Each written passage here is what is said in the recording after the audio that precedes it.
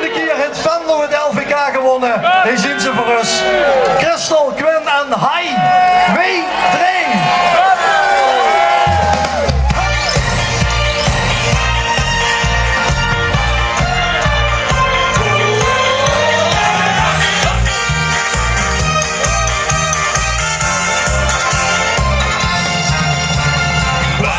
Fantastisch, net dit heen bestek.